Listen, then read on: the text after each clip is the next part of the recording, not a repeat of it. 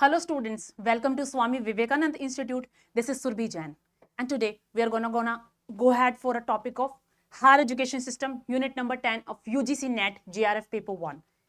UGC NET GRF paper 1 की एक unit है higher education system unit number 10 जिसके मैंने कुछ टॉपिक्स आपको करा दिए। अच्छा, एक न्यू टॉपिक हम करने जा रहे हैं विच इज क्लासिकल लैंग्वेजेस। कौन सा टॉपिक है? Classical languages.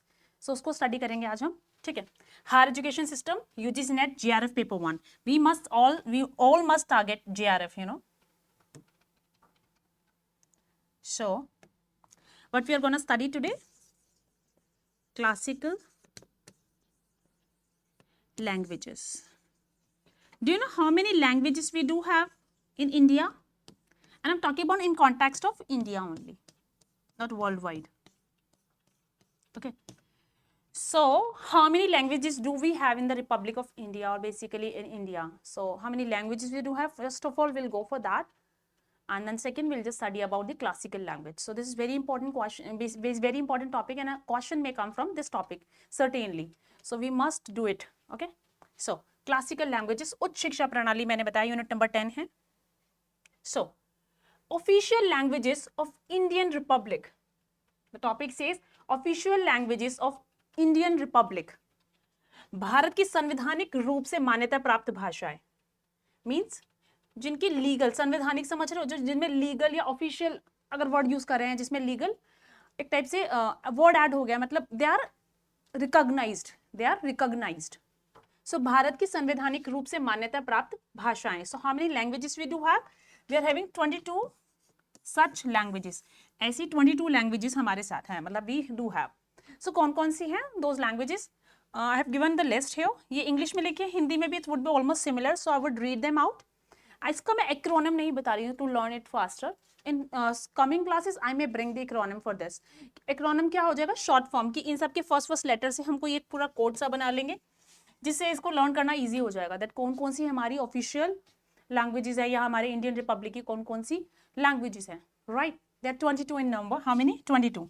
So first is Assamese, Malayalam, Bengali, Bodo, Dogri, Gujarati, Hindi, Kashmiri, Konkani, Sindhi, Telugu, Urdu, Tamil, Santali और Santali, depends how you pronounce it, Punjabi, Kannada, Sanskrit, this is Kannada, right? In English we sometimes say Kannada, but it's Kannada in Hindi. Okay, Sanskrit, Odia, Nepali, Meitei,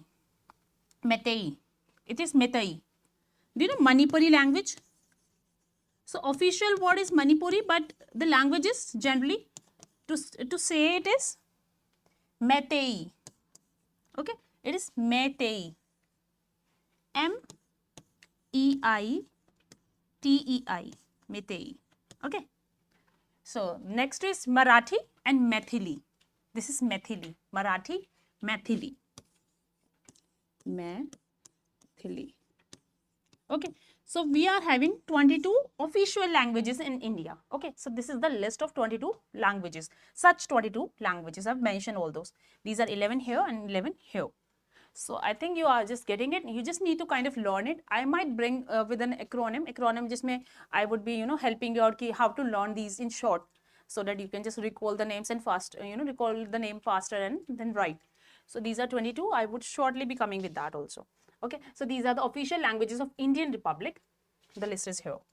And I again told you Meitei. This is Meitei. If I would write it in Hindi, it would be written as, I'll just let you know.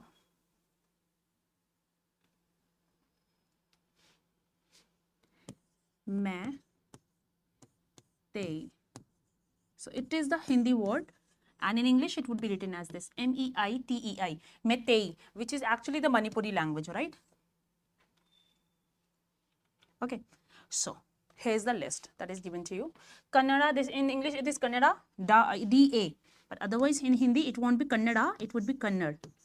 Okay, proper like this. Sanskrit, and then similarly other languages are mentioned here. Assamese is Assami, you know.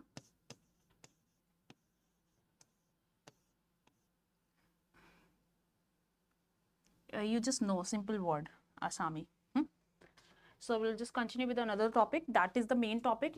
That was also somewhat, maybe a question from that may also come, but we'll just mainly focus on official language. Sorry, yeah, classical language, not official language. We have already studied the official languages, but I'm telling you that we would be studying about the classical languages. Okay, so these are the classical languages of India, which are, okay, so we're going to study the topic of classical languages of India.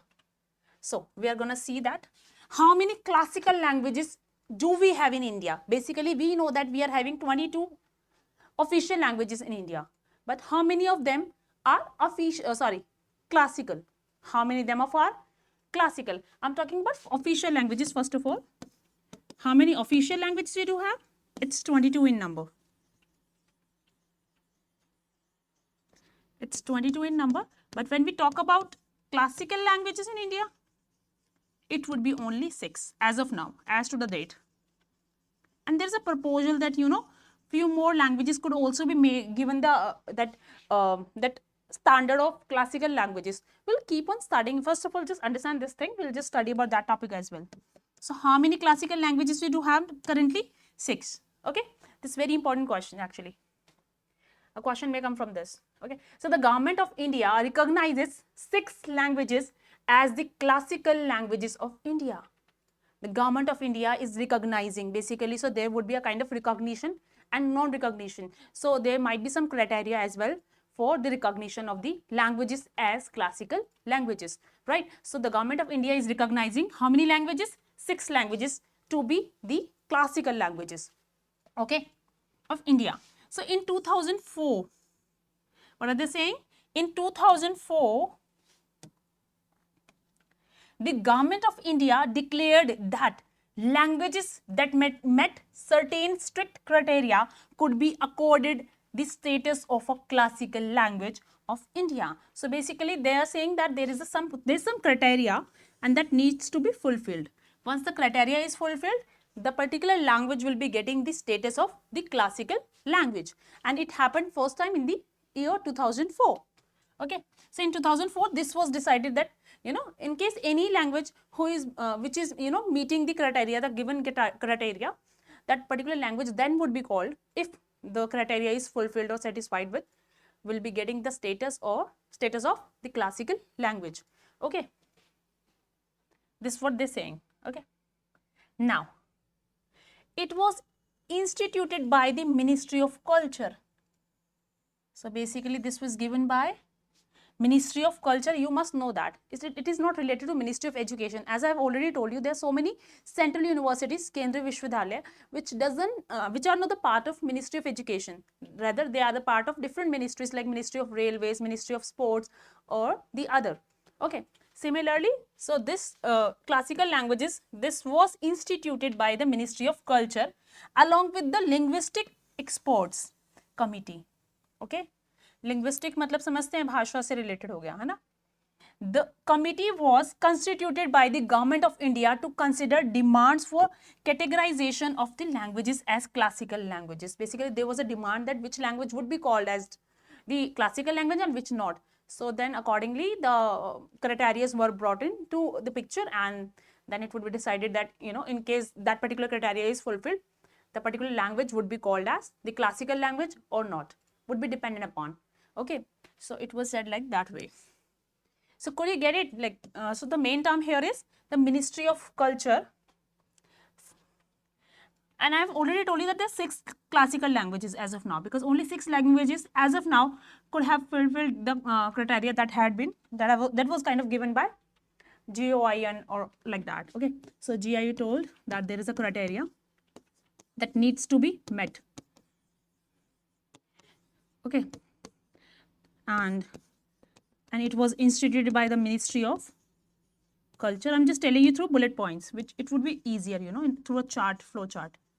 So Government of India had given a criteria, and this criteria was instituted by the Ministry of Culture along with Linguistic Experts Committee. Okay, plus Linguistic Experts Committee.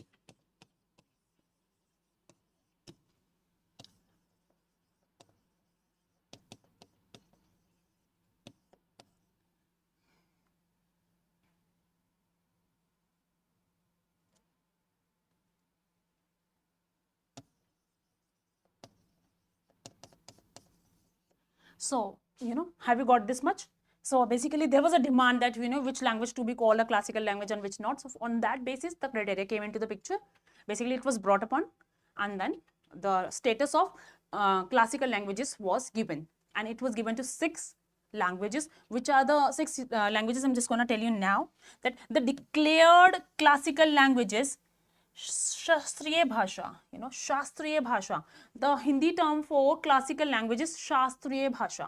Language is भाषा, classical is शास्त्रीय. Okay, so how many शास्त्रीय भाषाs basically, कितनी शास्त्रीय भाषा हमारी है? We are having 6, 6. ठीक है. In the Republic of India is first is Kannada, Malayalam, Odia, Sanskrit, Tamil and Telugu. Okay, so these are the 6 languages which are the classical languages. These are basically the official languages as per the Republic of India, as well as these are classical languages too. Reason being because they have met the given criteria by the criteria that was given by the regulatory authorities or like that. Because I'm just saying in short कि regulatory authorities वैसे कौन है? Government of India ने और साथ में क्या था? Ministry of Culture along with Linguistic Experts Committee ने जो criteria दिया था या जो भी है उसको मीट किया जिन जिन लैंग्वेजेस ने. Those languages were called as शास्त्रीय भाषा और the classical language. Clear? And I have told you the name of 6 languages: Kannada, Malayalam, Odia, Sanskrit, Tamil and Telugu. Clear this much? This very easy to understand, but a question may be put on from here, so you must know each and everything. And it first time happened in 2004. You must know this, okay, that it was all decided or all happened in 2004, year 2004. We would soon be studying about the criteria as well, but now this is in Hindi. Bharat की शास्त्रीय भाषा. तो क्या है? भारत सरकार 6 भाषाओं को भारत की शास्त्रीय भाषाओं के रूप में मान्यता देती है. 2004 में भारत सरकार ने घोषणा की कि जो भी भाषाएं कुछ सख्त मानदंडों को पूरा करती है उन्हें भारत की शास्त्रीय भाषाओं का दर्जा दिया जा सकता है. Are you getting? In Hindi it's very easy to understand. Maybe in English the terms are little different for some students maybe. Okay, so it's very easy to understand here. इसकी स्थापना संस्कृति मंत्रालय, कल्चर, मिनिस्ट्री ऑफ कल्चर बताया था मैंने, that is संस्कृति मंत्रालय, ministry of culture.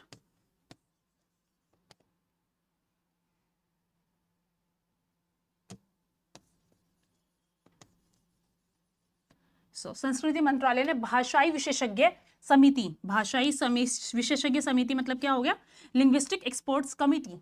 भाषाई मतलब लिंग्विस्ट्स हो गया ना, related, linguistic, language related.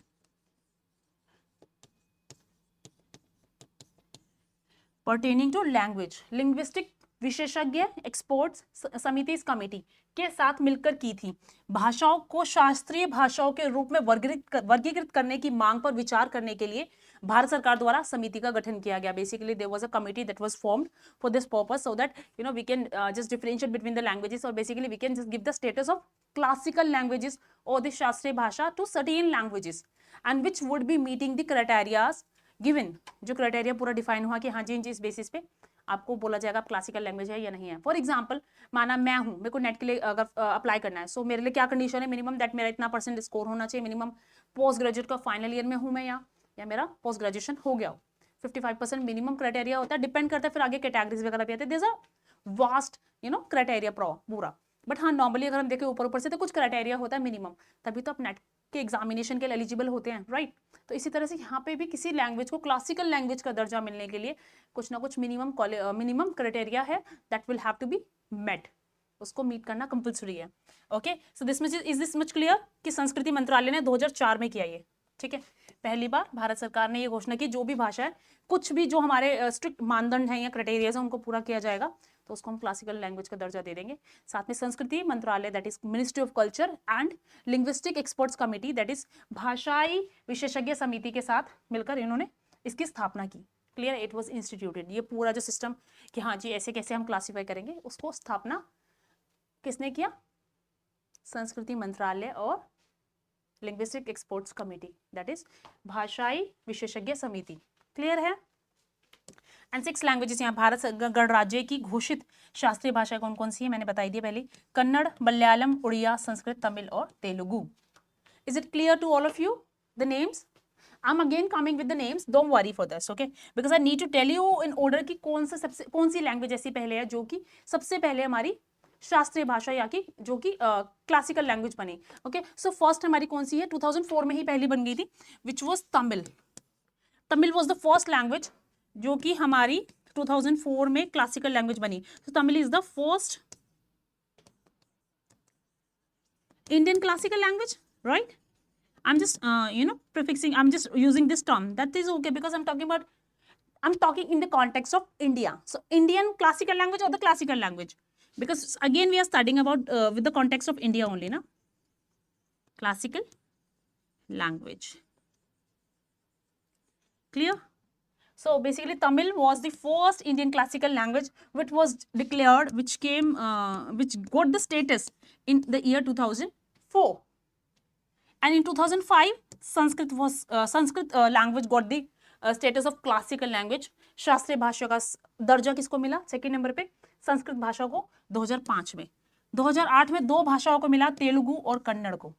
Clear है? देन 2013 में मलयालम को, 2014 2014 में उड़िया को. Okay, so Odia जो ऐसी language है, it was the last classical language as of now. Till the date, this is the last language which was declared as the classical language or the शास्त्रीय भाषा. Clear है? So Odia was the last. Which one was the first? Tamil. And again फिर संस्कृत आई, कन्नड़ आई, मलयालम आई and so on. ठीक है, list दे रखी है मैंने, तेलुगु वगैरह जो भी है. So these are the 6. Only these 6 are as of now the classical languages. 6 classical languages. You must be having these terms in your mind. And apart from this, you must also know what are the official languages of the Republic of India. Basically, what are the 22 languages that we are officially having. So these are 22 and you just need to learn all those. And I might be, again, I told you that acronym that would be seen later. Okay, so that is a list for those 22 languages, and these 6 are the classical languages. Is it all clear to all of you? In case you do have any doubt pertaining to these languages, you can comment down in the comment box below. Your comments are most welcomed. Okay, so now the criteria. I told you there must be a criteria, because in case we are declaring a language to be a classical language and not to be a classical language, then there must be some criteria. कुछ मानदंड होगा, कुछ मापदंड होगा जिसके basis पे हम ये डिसाइड करेंगे, right? This is in English and Hindi also. So the मानदंड क्या है हमारे, ये लिखे हैं. 2004 में पहली बार ये हुआ था, है ना? आई am just telling you with Hindi first, sorry, the English first. In the year 2004, are you getting the, I'm talking about criteria. कौन सा क्राइटेरिया है जिसके बेसिस पे किसी लैंग्वेज को क्लासिकल लैंग्वेज कहा जाएगा, किसको नहीं कहा जाएगा? ऑल्दो वैसे बहुत डीप भी होते हैं, कई बार प्रॉपरली मेंशन होते हैं अलग से बुक्स में, वहां से स्टडी करना होता है, but I am just taking a overview. So this much is somewhat sufficient for you all students, right? Now, in the year 2004, the tentative criteria for the age of antiquity of classical language was assumed to be at least 1000 years of existence. क्या माना गया पहला? 2004 में पहला criteria क्या माना गया? एंटिकिटी मतलब समझ रहे हैं? एंटीक वर्ड सुना है कभी किसी ने? बहुत ज्यादा यार, ये तो एंटीक है, यूनिक है ना? So antiquity of the language for at least 1000 years of existence, मतलब वो लैंग्वेज कम से कम 1000 years से एग्जिस्ट करती होनी चाहिए, मतलब उसकी एग्जिस्टेंस कम से कम 1000 years की होनी चाहिए, 1000 वर्ष की. क्लियर है? पहला ये बोला गया 2004 में कि मतलब हम मान रहे हैं कि ये क्राइटेरिया होगा कि हम 1000 year तो उसको मिनिमम एग्जिस्टेंस पीरियड मानेंगे ही मानेंगे, कि इतने सालों से 1000 years से 1000 वर्ष से वो कम से कम हमारे इंडिया में है या जहां भी है. क्लियर है? हाँ, इंडिया की बात करते हैं, इंडिया में. क्लियर है? नाउ इन 2006 प्रेस रिलीज, एक 2006 में एक प्रेस रिलीज हुई थी. Minister of tourism and culture, नाम क्या उनका? अंबिका सोनी. तो 2006 में एक प्रेस रिलीज हुई जिसमें मिनिस्टर थी टूरिज्म और कल्चर की, अंबिका सोनी. उन्होंने कहा, toll the Rajya Sabha the following criteria were laid down to determine the eligibility of the languages to be considered for classification as classical languages. उन्होंने कौन सा क्राइटेरिया बताया वो नीचे मेंशन किया गया है. It is given below and this is the first criteria. Actually this is the point. Okay, so 2006 में एक प्रेस रिलीज हुई जिसमें अंबिका सोनी जो कि हमारा मिनिस्टर थी टूरिज्म एंड कल्चर की, उन्होंने कुछ एक क्राइटेरिया बताया कि वो कौन सा क्राइटेरिया वो नीचे दिया है. 2006 में प्रॉपर्ली डिफाइन करा गया कि हाँ जी ये क्राइटेरिया, इसके बेसिस पे डिफाइन किया जाएगा कि कौन सी लैंग्वेज को क्लासिकल लैंग्वेज माना जाए, कौन सी को नहीं माना जाए. क्लासिकल लैंग्वेज मीन्स शास्त्रीय भाषा. In Hindi the term is this. Okay, now high antiquity of its early texts, high antiquity of its early texts or recorded history over a period of 1500 to 2000 years. पहला criteria समझ आया, actually by chance mix हो गए हैं, clear है। तो पहला criteria क्या है, 1500 से 2000 वर्षों की अवधि में इसके प्रारंभिक ग्रंथों और अभिलेखित इतिहास की उच्च प्राचीनता। मतलब ये कितने पुराने हैं, कम से कम 15 से 2000 तक, 1500 से 2000 सालों तक की बात कर रहे हैं, 1500 to 2000 years. So high antiquity, उच्च, हाई मतलब काफी हाई लेवल की पुरानी लैंग्वेज है, यू नो, हाई लेवल के टेक्स्ट होंगे इनके। मतलब ऐसा नहीं लैंग्वेज की बात कर रहे हैं, लैंग्वेज को कैसे जज करेंगे, इतनी पुरानी है तो कोई ना कोई टेक्स्ट होगा, है ना, कोई रिकॉर्डेड टेक्स्ट होगा या नॉर्मली लिखा हुआ होगा या कहीं ना कहीं मतलब दर्ज होगा कि हाँ जी ये लैंग्वेज ऐसे है। हिस्ट्री में कम से कम 1500 से 2000 साल पहले तक। पहला क्लियर हुआ, 1500 से 2000 वर्ष, पहली बात, सिंपल सा टॉपिक है ना, सिंपल सा discussion. Now a body of ancient literature और text, a body of ancient literature or text which is considered a valuable heritage by generations of speakers। समझ आया क्या बोल रहे हैं दूसरे पॉइंट में?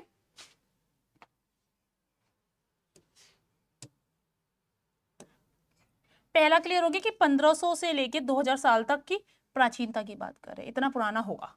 इसके लिखे हुए ग्रंथ या अभिलेखित जो भी है, रिकॉर्डेड हो गए कैसे भी है। देन प्राचीन साहित्य या ग्रंथों का एक समग्र नहीं है, संग्रह होता है, क्योंकि संग्रह मतलब होता है कलेक्शन, संग्रह इज कलेक्शन, मुझे लगा वहां रोंग लिखा है, नो। सो प्राचीन साहित्य या ग्रंथों का एक संग्रह जिसे वक्ताओं की पीढ़ियों द्वारा एक मूल्यवान विरासत माना जाता है।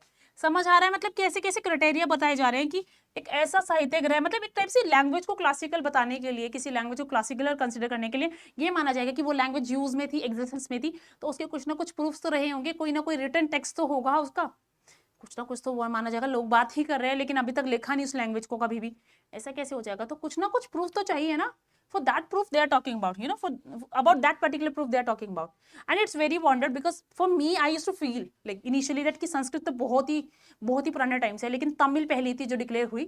मेरे हिसाब से संस्कृत तो इमीडिएटली हो जानी चाहिए थी, बिकॉज संस्कृत तो is like the basic foundation kind of thing ना, कि हाँ संस्कृत तो मोस्टली मतलब मेरे हिसाब से मोस्ट वाइडली यूज लैंग्वेज है, मतलब थी उस टाइम पे, तो उसको पहले मिलना चाहिए था, क्योंकि मतलब उसके लिए फटाफट से, क्योंकि उसके लिए प्रूफ भी शायद बहुत इजीली मिल जाता है कि हाँ जी ये इतने पुराने टाइम से चल रही है, ठीक है। बट वट पहले तमिल आई है, फिर संस्कृत आई है 2005 में, 2004 में तमिल हुई है डिक्लेयर क्लासिकल लैंग्वेज, ये ध्यान रखना आप सभी, ठीक है। सो ये क्लियर हो गया दूसरा पॉइंट। तीसरे की बात करें हम, क्राइटेरियाज क्लियर हो रहे हैं, by chance these are merged up, these must have been you know separately given, by chance मेरा टेक्स्ट टाइप किया होगा, मैंने साथ साथ लिख दिया, नीचे नहीं किया, ओके। सो हाई एंटिक्विटी वाला क्लियर हो गया कि 1500 से 2000 साल की बात कर रहे हैं, पहला point. Second point, a body of ancient literature और text which is considered a valuable heritage by generations of speakers, second point. Third, the literary tradition to be original and not borrowed from another speech community, मतलब जो भी literature की हम बात कर रहे हैं, जिसी भी साहित्य या ग्रंथ की बात कर रहे हैं, वो हमारा किसी से उधार लिया हुआ नहीं है, वो एक ओरिजिनल फॉर्म में है, वो ओरिजिनल है, ठीक है ना। ये बोलना चाह रहे हैं दैट अगेन दी लिटरेरी, यहां से स्टार्ट है third point, I just need to use a different marker, just a moment.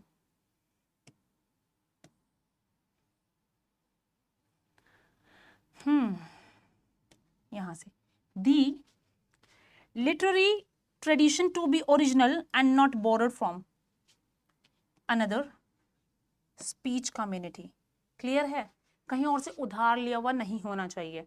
Now the next is the classical language and the literature being distinct from modern, मतलब समझ आ रहा है कि ये modern से अलग होनी चाहिए, जिसकी हम बात कर रहे हैं, जिस भी लिटरेचर की बात कर रहे हैं, the classical language and the literature being distinct from modern, there may also be a discontinuity between the classical language and its later forms और इट्स ऑफशूट्स, मतलब क्या बोल रहे हैं, एक लैंग्वेज स्टार्टिंग में यूज कर रहे हैं लेकिन बाद में वो थोड़ा डिसकंटिन्यू यूज में हो गई, यूज में इतनी नहीं रही, फिर दोबारा वो कंटिन्यू हुई, सो उस तरह से बात करें। तो basically there so many parameters, मैंने कुछ एक्सप्लेन किए हैं। मिनिमम एक मेन टर्म क्या निकली, 1500 टू 2000 ईयर्स की उनकी हिस्ट्री हमें मिलेगी, क्लियर है, कहीं से बोरो करी भी नहीं होगी लैंग्वेज, किसी स्पीच कम्युनिटी से बोरो करी भी नहीं होगी, उसकी अपनी एग्जिस्टेंस होगी, साहित्य ग्रंथ जो भी हैं वो ऐसी लैंग्वेज में है जो कि जिसकी अपनी खुद की मान्यता है, ऐसा नहीं है वहाँ उसमें जो लैंग्वेज लिखी है वो कहीं और से लेके लिखी हुई है और उसको हम कंसिडर कर रहे हैं हाँ जी ये तो बहुत पुरानी हो गए, ऐसा कुछ नहीं जाएगा, it would B proper that way, clear है। सो इस तरीके से कुछ पॉइंट यहाँ पर मेंशन किए हुए हैं फॉर द क्राइटेरिया।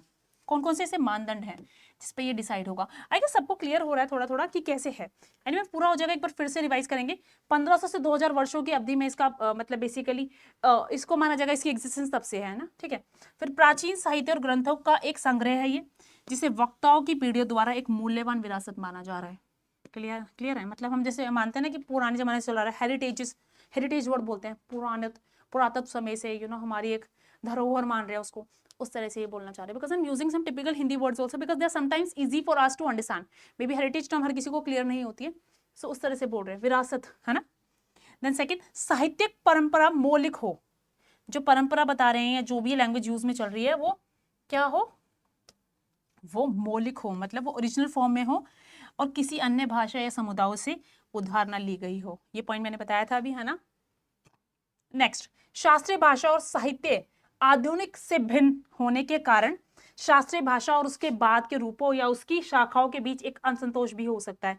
यही मतलब कहना चाह रहे हैं। जैसे अगर नालंदा यूनिवर्सिटी की बात करें, स्टार्टिंग में जब थी, बहुत बहुत एशियन टाइम की बात करें, जब बाहर बाहर से लोग हमारे यहाँ पढ़ने आते थे, है ना, तब उसकी एक अलग थी शाख, है ना। और अभी दोबारा खुली है, लेकिन ठीक है, if I am just taking my own view, तो मुझे पहले वाली थोड़ी सी ज्यादा इंप्रेसिव लगती थी। बीच में डिसकंटिन्यू जो उसके ऑपरेशंस हो गए या वो इतनी चलन में नहीं रही, तो मुझे थोड़ा सा एक फेज चला गया या कुछ भी कह लो। Now I don't feel that they both are same, because जो उसका लेवल था, ठीक है, maybe name is same, everything is same, but still I personally feel it now, ठीक है। बाकी सबका अपना अपना व्यू हो सकता है, क्लियर है। सो ये मैं बोल रही हूँ। तो कह रहे कि अगर कोई शास्त्रीय भाषा है वो आज के समय में पहले भी थी, लेकिन अगर कुछ गैप आ जाता है तो थोड़ा सा डिफरेंस हर किसी के माइंड में एक असंतोष हो सकता है। जैसे मैंने नालंदा यूनिवर्सिटी के केस में मैं आपको बता रही हूँ, जो बिहार में है, पहले मानते थे ना कि बाहर बाहर से लोग पढ़ने आ रहे हैं। हायर एजुकेशन सिस्टम में पढ़ेंगे नालंदा यूनिवर्सिटी के बारे में भी, बहुत अच्छी चीज़ है, विक्रमशिला है और बहुत सारी हैं, Vallabhi and so on, there so many and there very interesting to know. May be कुछ स्टूडेंट्स के लिए यूनिट नंबर 10 ना थोड़ी सी कम्बरसम लगती है, it's very tough, the syllabus is vast, but the thing is once you just enjoy the things while you're learning it, so it would be very understanding and very easy to grasp the things, so वो easy हो जाएगी unit. मतलब मैंने भी पढ़ी है, मेरे को भी पता है यूनिट कैसी है, तो बहुत अच्छी है। In case you are just taking proper interest in it, you would actually find it very interesting. Okay, so ये फर्स्ट वाला पॉइंट मैंने यहाँ पे हाईलाइट अलग पेन से कर रही हूँ ताकि आपको क्लियर हो जाए कितने पॉइंट्स हैं यहाँ पर, राइट। ये वाला first, second, third, fourth is I am just using this, okay. So these are the points. साथ में कुछ आर्ग्यूमेंट्स भी दे रहे हैं कि ऐसा हो सकता है, एक असंतोष भी लोगों के बीच में क्रिएट हो सकता है उसके अलग रूपों के बारे में, कुछ नया वर्जन आ जाता है या फिर वो कुछ टाइम पहले डिसकंटिन्यू हो गई फिर से आई, so there might be some conflict, कुछ हो सकता है। जैसे नोकिया की मोबाइल्स की बात भी कर सकते हैं हम, पहले चलते रहे, कितने फेमस थे, स्टार्टिंग वहाँ से लोगों बहुतों के पास नोकिया मोबाइल से कीपैड वाला, या उसके बाद टच स्क्रीन भी स्टार्ट हुआ, लेकिन बीच में डिसकंटिन्यू हो गया और अब आ भी रहा है। तो मतलब मेरे को तो कोई इंटरेस्ट 1% था ही नहीं वैसे भी दैट वे, ठीक है। स्टार्टिंग में शायद कभी रहा भी हो, लेकिन नहीं है अब, है ना। इस तरह से ब्लैकबेरी की बात करें, ब्लैकबेरी मोबाइल्स कितने फेमस हुआ करते थे, अभी डिसकंटिन्यूड ऑपरेशंस में, इन केस वो अगर फिर से एग्जिस्टेंस में आते हैं, क्योंकि मुझे नहीं पता अगर कहीं कंटिन्यूड है भी, तो मेरी नॉलेज में नहीं है, अगर कहीं कंटिन्यूड है या अभी दोबारा कंटिन्यू होते हैं, so I am not having any interest in it, right. कोई चाइनीज डिफरेंट ब्रांड आती है, मे बी शायद I will look for that कि हाँ मैं वो कर लूँ, लेकिन I will not go for BlackBerry, I guess, I really don't think so. Okay, so इस तरह से होती है चीजें, है ना, क्योंकि हमारा डिपेंड करता है हमारा क्या व्यू है। किसी का फेथ बना बता रही है, ये कंपनी फिर से वापस आ गई, wow we got our power back, so it depends, it basically it's individual perspective, मतलब पर्सपेक्टिव है कि सबका अलग अलग नजरिया होता है, उसकी बात है।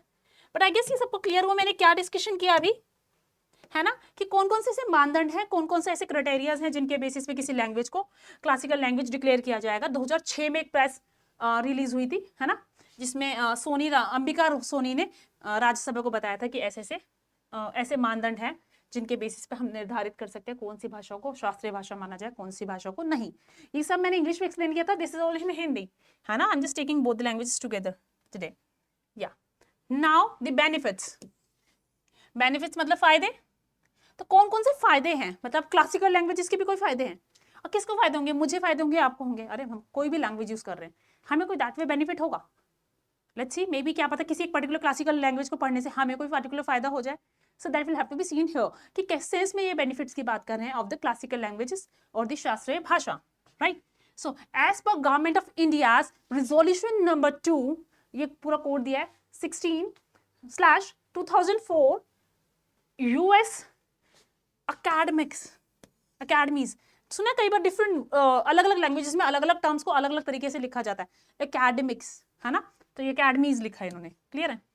Dated 1 November 2004, the benefits that will accrue to a language declared as a classical language are, मतलब कौन कौन से फायदे, ये मतलब बेसिकली उन्होंने यहाँ पे मेंशन किए गए हैं, यहाँ डेट, इस डेट को एक रिजोल्यूशन था उसमें मेंशन किए गए हैं कि कोई भी लैंग्वेज अगर शास्त्रीय भाषा बनती है या क्लासिकल लैंग्वेज बनती है तो उसको कौन कौन से फायदे होंगे, वो सारे यहाँ मेंशन किए गए हैं और वो नीचे दिए हैं, है ना।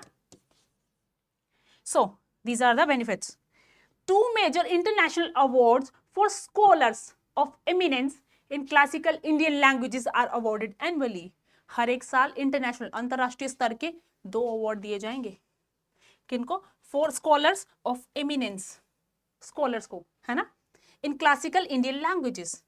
हिंदी में अगर टर्म देखें क्या बोल रहे हैं, शास्त्रीय भारतीय भाषाओं में, भारतीय वर्ड लगा दिया, शास्त्रीय भाषा में अभी तक बोल रही थी लेकिन भारतीय लगा दिया तो इंडियन वर्ड और ज्यादा स्पेसिफाई हो गया। ऐसे हमें पता है इंडियन लैंग्वेजेस के कंसर्न में ही, इंडियन क्लासिकल लैंग्वेजेस की ही बात कर रहे हैं, तो if we are saying classical languages, it's like Indian और classical languages going the same way, ठीक है। सो बोल रहे शास्त्रीय भारतीय भाषाओं में प्रतिष्ठित विद्वानों के लिए प्रतिवर्ष 2 प्रमुख अंतरराष्ट्रीय पुरस्कार प्रदान किए जाते हैं।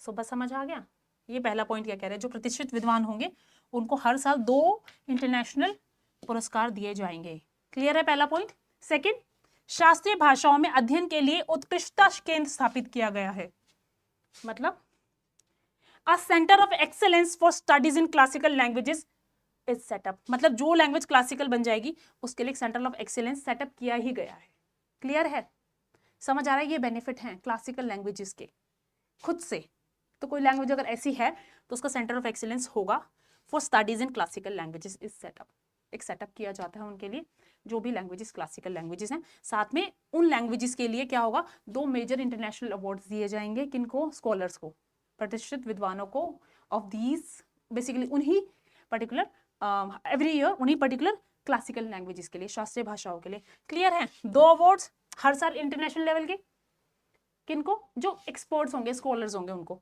सेकंड, सेंटर ऑफ एक्सीलेंस खोला जाएगा for studies in classical languages, ठीक है। Then third is the university grants commission, विश्वविद्यालय अनुदान आयोग की बात कर रहे हैं, है ना।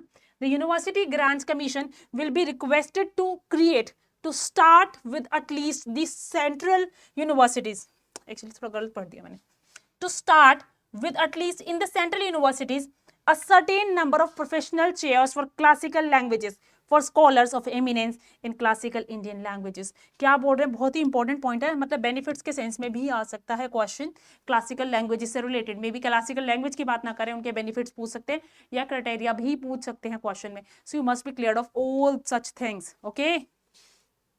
सो क्या बोल रहे हैं वहां पे नीचे थोड़ा क्लियर था, हम just telling you from Hindi.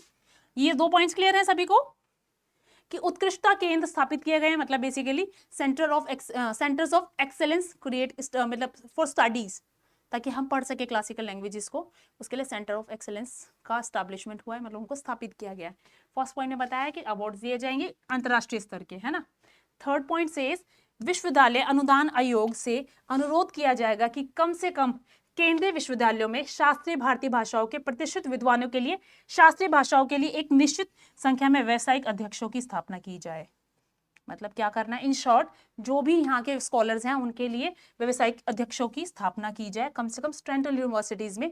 UGC से ये रिक्वेस्ट की जाएगी कि हाँ जी आप ऐसा कीजिए, क्लियर है, ये बेनिफिट्स हैं। और इसको क्या बोल रहे हैं, प्रोफेशनल चेयर्स, है ना, व्यावसायिक अध्यक्ष की स्थापना की जाए। तो क्लियर हुए सारे बेनिफिट्स, सारे बेनिफिट्स सबको क्लियर हुए।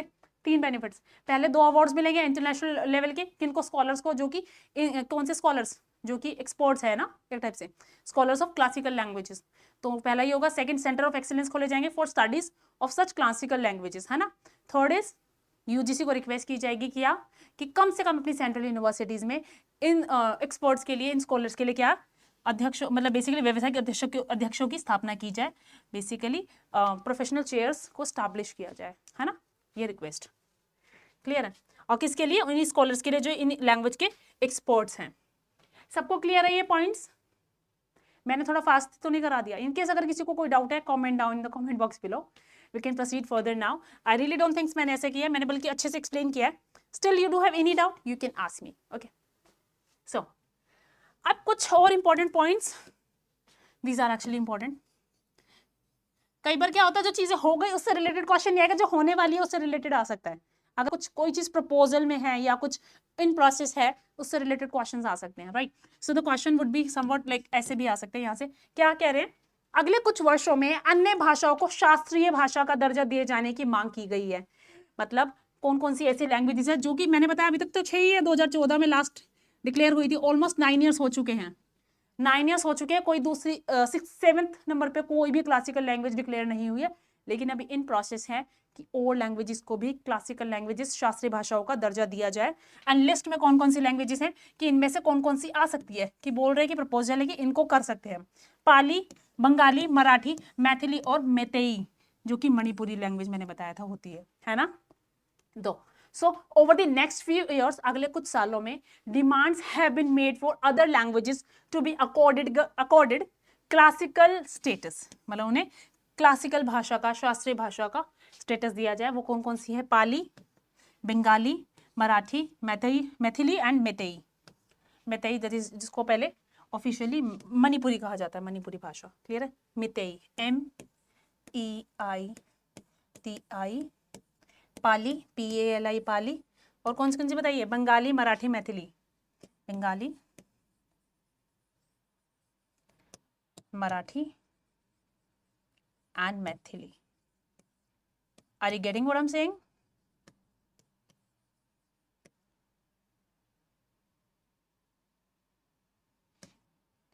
मैं मैथिली,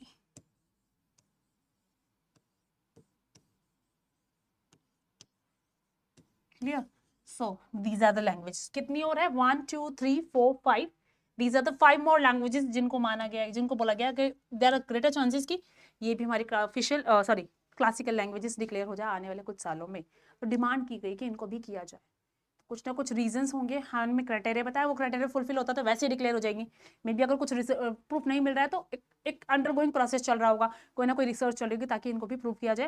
एंड देन अगेन ये भी हमारी क्लासिकल लैंग्वेजेस के कैटेगरी में आ जाए, मे बी अभी सून में भी कभी भी आ सकती है, राइट।